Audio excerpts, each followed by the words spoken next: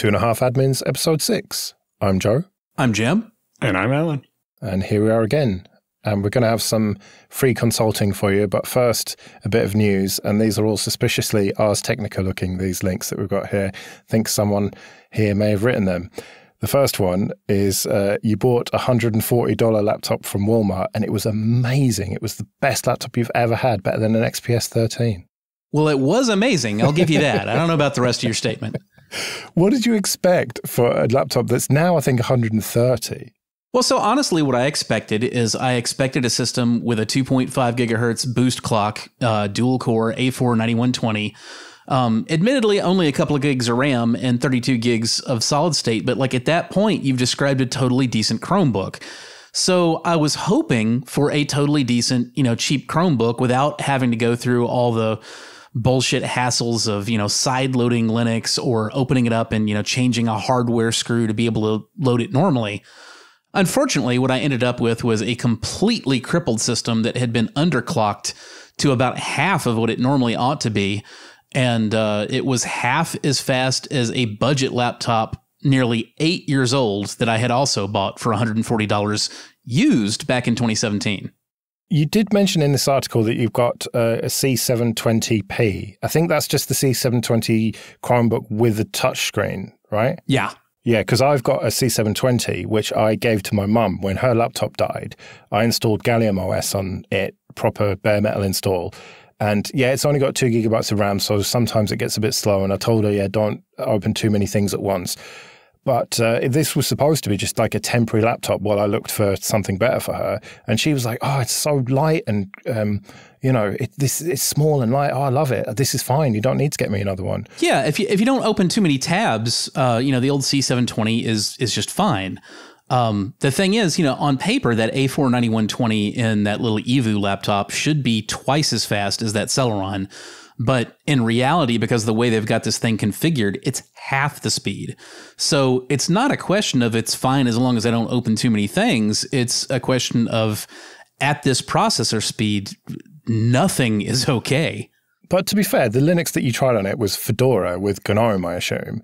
Did you not think to try something a bit lighter, like with XFCE?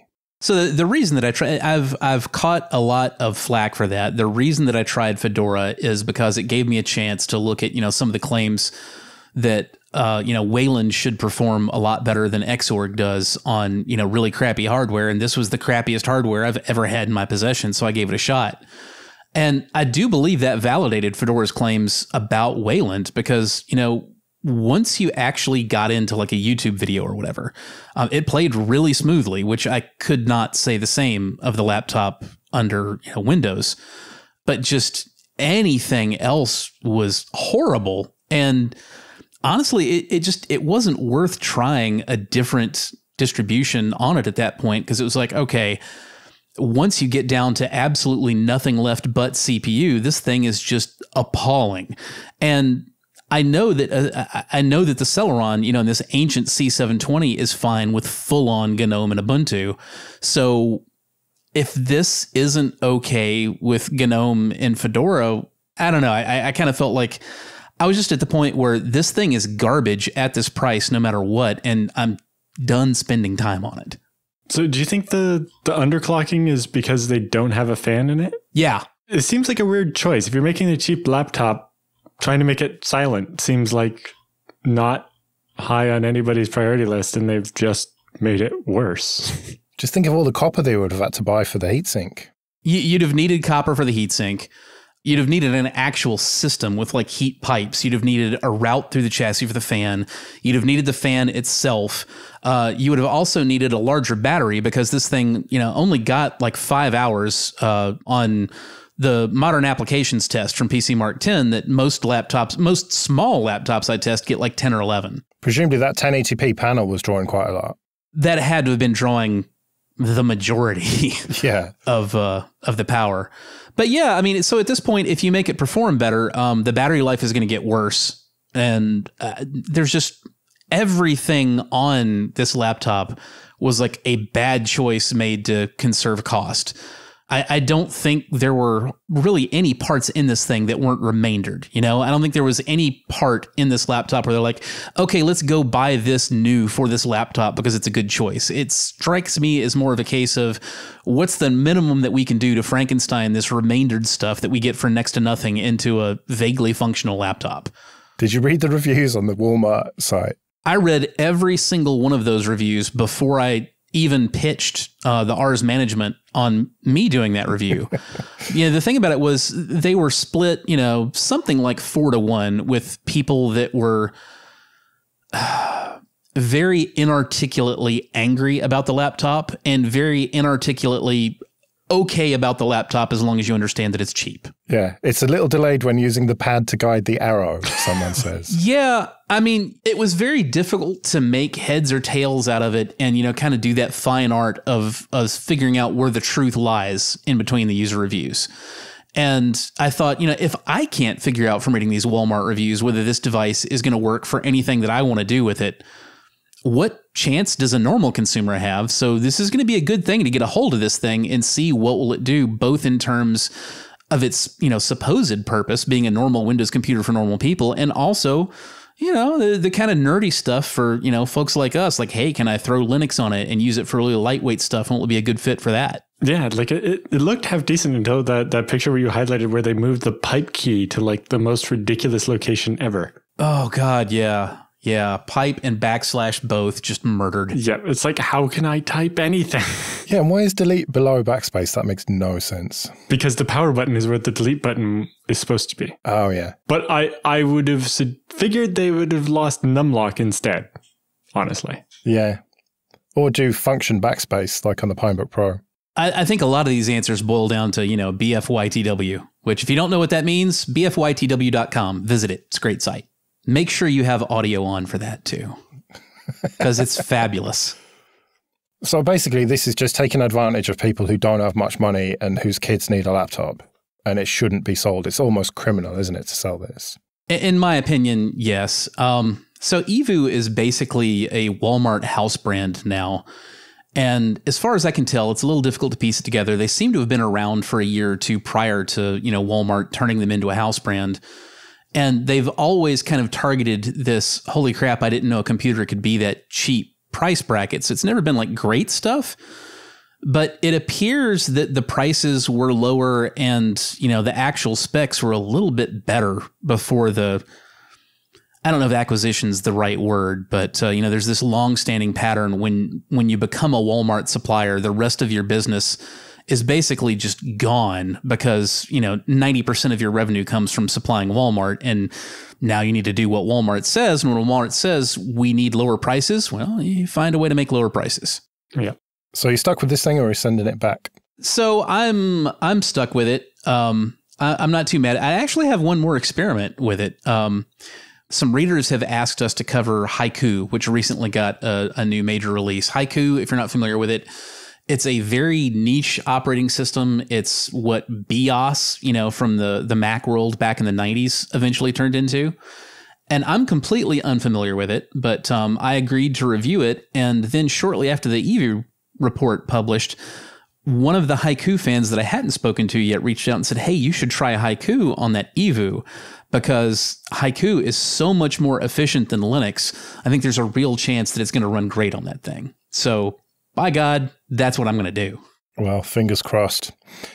All right, well, a quick update on this SMR situation. You've published a couple of articles since we last spoke, and one of them is that Western Digital is actually going to start specifically calling out the CMR drives, the non-SMR ones. Yeah, it's kind of a new Coke sort of a deal, Western Digital Red is still going to mean SMR, but now Western Digital Red only means SMR.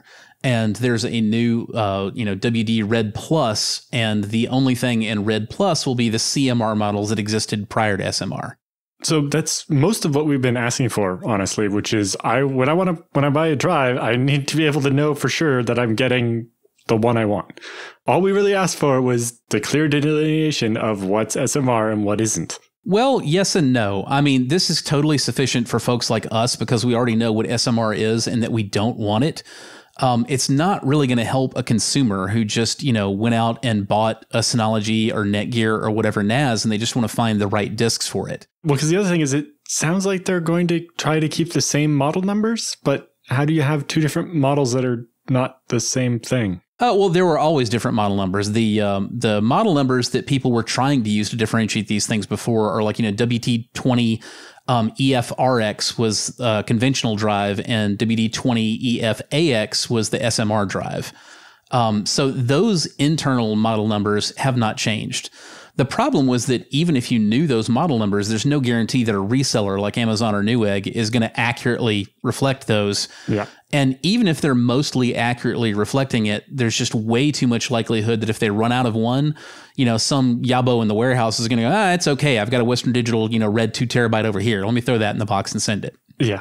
And then you get the ridiculousness of having Red Plus, and Red Pro.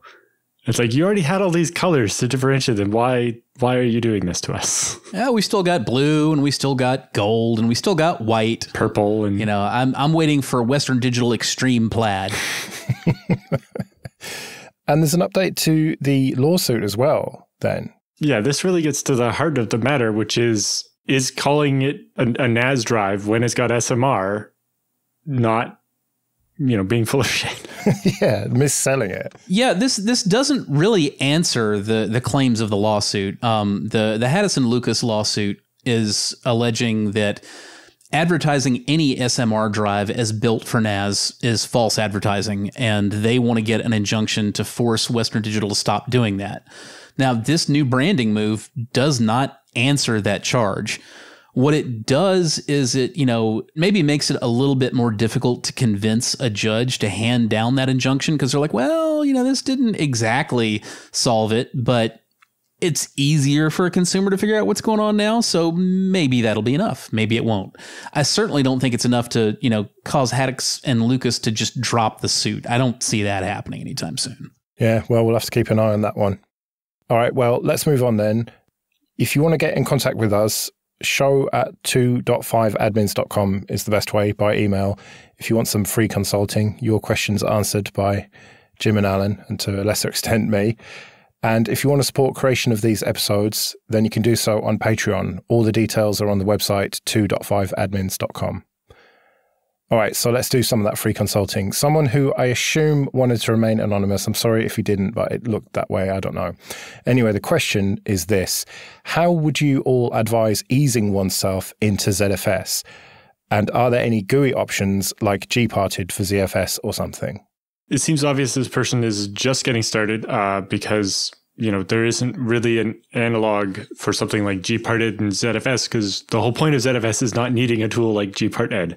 The idea with ZFS is that you take all of the space you have available, and rather than making static partitions that you create file systems on, you create this pool of space that you then create file systems out of, and they borrow space as they need it, but also return it when they're done, so that you don't end up with one partition needing more space and, another one having all the free space and you can't really move them around. I don't think that's what they meant, Alan. I think they just meant a graphical manager for a multi-disk topology, which happens to be ZFS. Okay. I didn't know gparted did anything other than editing partitions. It doesn't, but this is someone who's just getting started in multiple disk stuff, so I suspect that's what they meant. Well, because presumably you two just manage all your disks via the command line and would never use something like gparted, but for someone, like me still, on a laptop or a desktop machine, like I used to have a desktop machine with 4 or 5 disks in it before I had a NAS, and it was very handy to open up gparted and have a really good visualization of what all those disks were and what the file systems were on them. And so I suppose that's the question. Is there something that you can visualize where you are with ZFS? Whereas you two just would do it on the command line, I assume, but is there a visual way to do it? Yes and no. I have seen a couple of projects pop up that offer, some kind of graphical management for a local ZFS system. I don't think any of those are really mature enough to recommend right now. So if you're just saying, hey, I want a graphical interface to any arbitrary ZFS I've already got going on, the answer is probably not so much. However, if you're just getting started, the easy answer there is if you want a graphical interface, you've got a couple of choices. One is Sigma NAS and the other is FreeNAS. So basically, you just install a NAS distribution on your hardware from the get-go, and it will provide you a nice, easy web interface to handhold you through everything. But that's a whole distro, right? Say you've got it just installed on a desktop machine with a couple of disks in a pool. Yeah, that's what my answer was. I don't think there is a good solution for that right now. Just getting a GUI into any arbitrary pool, I don't think anybody's really built that yet. Maybe it's something that the Ubuntu people are planning. But they're a long way off from it right now if they are. Yeah, because the other thing is like any traditional tools are not likely to be very helpful here because ZFS is just so different. Like even just the most basic things like using the df utility to get a list of how much disk space you have free. ZFS can be very confusing in that case because you see each different file system all is showing the amount of free space equal to all of the free space you have in the pool. And so when you write a file to one file system, the free space on all of them goes down. And this can even confuse monitoring systems greatly, actually. To be fair, this isn't really a ZFS specific thing either. I mean, I wouldn't have a good answer for somebody that wanted a similar visual tool to arbitrarily use on any given MD RAID or LVM setup either. That's entirely true. Like trying to manage LVM and MD RAID is one of the main reasons I like ZFS, is not having to deal with those tools and their command line interfaces that are seemingly designed to cause pain. So is the solution here just buy your book then, Alan? It's definitely a good place to start. You might need to actually start the book before mine even. So in the Mastery series, there's a book that's just about disks and how partitions work and stuff. So if you're not familiar with that level of stuff, you might actually even want to start with Storage Essentials. But then, yes, the FreeBSD Mastery ZFS book is probably a good place to start. At least 85% of it will apply to Linux. There's only a couple specific bits. Again, when you're dealing with the names of the disks are, ADA0 instead of SDA in Linux and so on, and a few smaller things like that.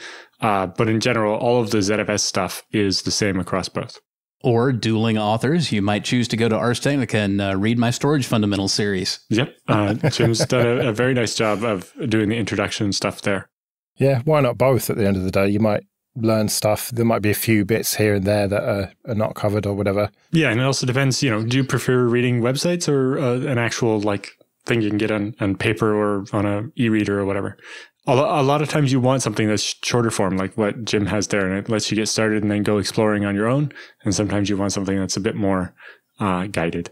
Yeah, presumably another great way is grab someone's old desktop off FreeCycle or whatever, and just install Linux or FreeBSD or whatever on it, and just get some practical experience on something that is, it doesn't matter if anything goes wrong with it or whatever. The best part about ZFS is you can make a pool up out of a bunch of files on your computer. Yeah. So you can do all the experimenting you want based on a couple of empty files on your existing computer, and don't even have to risk any data loss. You don't want to do that in production, but if you just want to, create a pool and put some files on it and to try replication and play with snapshots, you can do that with just installing the ZFS package on your OS and, using the truncate command to make 3 1 terabyte files or 100 gig files or whatever, and just go to town on it. The FreeBSD handbook has a chapter on this that even lets you do things like put some files on it and then delete one of those backing files or erase it, like run it over with zeros with DD, and then use scrub to recover the broken data. And if somebody had ever tried that on Btrfs, they would have realized how broken it was. So to be fair to Joe here, I mean, both approaches have a lot of merit, and you should probably be doing both. Mm-hmm. Probably the first thing you want to do is, more like Joe's approach, get some free cycled crap and, throw ZFS on it and see what it's like to actually use it. Then once you get a little bit more advanced and you want to do things like say, okay, how much usable space do I get out of RAID Z2, 6 disks versus RAID Z2, 8 disks? Well, you can find out literally in seconds with the sparse file approach that Alan mentioned that doesn't need additional hardware at all. But I think for a lot of people, I know for myself, if I really want to learn something, just going through dry classroom exercises isn't going to be my first step. My first step is going to be to get my hands dirty on something that I'm, forcing myself to actually use. And yeah, whatever free cycled crap you find lying around can be a good place to start for that. Exactly. But, if you're constrained and can't get some spare hardware just because you don't have room for it or whatever, you can do it with files. But yes, if you have a dedicated machine, it lets you get a lot deeper into it, because one of the greatest things about ZFS is getting to play with the boot environment stuff. And that requires that you boot the operating system off of it, whether that's Ubuntu or FreeBSD or whatever. And so having a separate machine for it is great. Well, and you also can't figure out anything about performance from sparse files. Exactly. If you want to know how things are going to perform, you're going to need Metal for that. Yeah. And this is the advice that I give anyone wanting to get into Linux, or, well, it's always Linux for me, no BSD, but getting into the very first steps of any sort of adminning, whether that is VMs or containers or whatever. If you've got a dedicated machine, even an old laptop or whatever, if you are not worried about breaking things, then you can go that extra mile and you can really push the limits of your knowledge. And if anything goes wrong, well, whatever, this is just a totally spare machine. Yeah, and dual boot environments suck for so many reasons. What you just mentioned is one of them. You're always worried about breaking your primary environment if you dual boot with an alternate operating system. But an even bigger problem for me when I first started out is if I was dual booting, there were just too many times that I was like, all right, well, screw this. I need to get something done. I need to boot back into the thing that I know. And then you just stay there for a week before you realize you're not doing something with the thing you wanted to learn. Whereas if you've got, this completely separate environment, whether it be a second physical machine or whether it just be a virtual machine that's not preventing you from using your normal environment, it's a lot easier to devote time and to feel, more like you're really trying it and doing things in it rather than it getting in your way. Yeah. All right, let's move on then. Shlomi wrote in and said, I'm managing a whole bunch of servers in a stock exchange colo data center. The colo has no means or intention of providing us with internet access. I can SSH into any of the servers, all running Ubuntu server LTS with loads of VMs. The machine I'm SSHing from does have internet access. So the question, what is the sane, maintainable, scalable way of performing upgrades, updates, and security patches to the Linux boxes? There's no way to answer that without having a better understanding of the actual policies and what he's actually going to be allowed to get away with, because ultimately you're talking about extending a limited form of internet access, however proxied into that data center. It would be really easy to say, run a local mirror on the machine that is allowed to touch the internet. And, from there, how you get that local, DEB mirror out to your machines that are in the protected network. Maybe you're tunneling it over SSH. Maybe you're doing something entirely different, but still really you're moving this data from the internet into your protected network. And you're going to have to explore the policy on that. Yeah. With my experience with dealing with banks and stuff, it was they wanted write once media, like a DVD-R, and, all the checks that happen, the update goes on the DVD-R, and that's the only thing that can go in the room and be used to update the machines. Even though a USB thumb drive would have been so much easier to get the update in there, they're like, no, that can be modified. That's just not going to work. And so, yeah, the easy answer seems to be a mirror rather than trying to do something crazy with tunnels or something. But like Jim said, you definitely want to make sure that's going to be an allowed way to do it. Because, part of the idea here is that they don't want things going in and out of that network that aren't authorized. If that network is air-gapped, it's air-gapped for a reason, and usually you need some kind of air lock to get stuff in and out. Another possible answer would be you might literally just say, well, you run a local mirror and, every once in a while you unplug that thing and sneaker net it over into the protected network and plug it in long enough to get updates and then sneaker net it back out again. But again, ultimately, you're talking about getting data from the internet into the protected data center that's not supposed to get stuff from the internet. So it's a policy question. You have to explore what the policy is going to allow you to do. And you may need to explore, why does this policy make sense or not make sense? But it's just not something that we can give a one size fits all and your security director won't yell at you answer to. Yeah. But with the bank I was dealing with, that was why it had to be a DVD, a write once DVD, because they weren't worried about what data you were bringing in, but they wanted to be damn sure you weren't taking any data out with you. Oh, hence it having to be read only. That makes sense. There's a bonus question here. The Windows VMs are not on a domain, mostly because they don't need it. and these machines aren't user-facing. They run a bunch of back-end code. So the same question applies. Is there a sane way to push or pull updates to these boxes? So I haven't been a Windows admin for a long time. Back when I used to build computers at a store, we used a Microsoft security assessment tool thing to get links to the actual exe files for each of the Windows updates, and then basically put them all in a directory and have a shell script that went through them and did them all and did one reboot. So after we installed the OS, we could bulk install all the security updates and reboot. But that was for Windows XP. So that was a long time ago. I imagine you can still get the updates in that way, but that's basically what WSUS or whatever is doing. But you can run WSUS without Active Directory. Right. It's not the normal environment, but you can do it. You don't have to have Active Directory to run WSUS.